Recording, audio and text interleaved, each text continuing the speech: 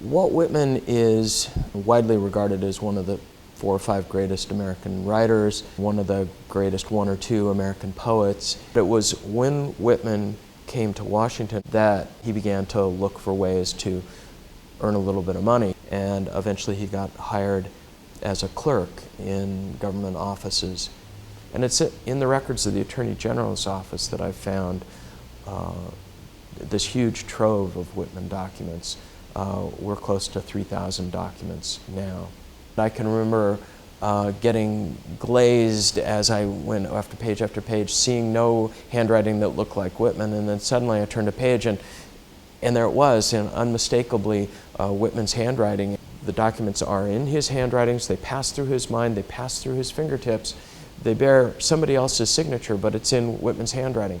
Is Whitman responsible for 0% of that intellectual content, or was he working collaboratively with the person who is the supposed author of the document?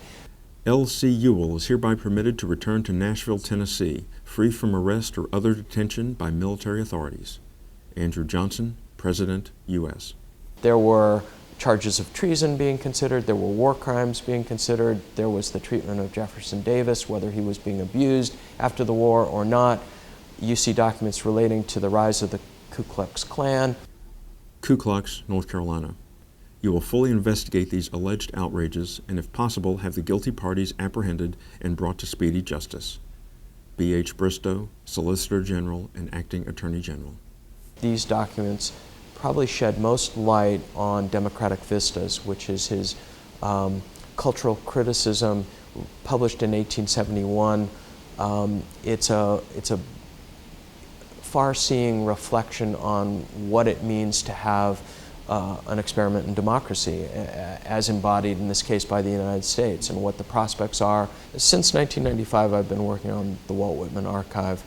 The project is a vastly ambitious attempt to edit all of the writings of a major American writer and make all of those documents freely available worldwide. We've been helped along in this process by a number of grants from the National Endowment for the Humanities, the Institute for Museum and Library Services, and recently from the National Historical Publications and Records Commission.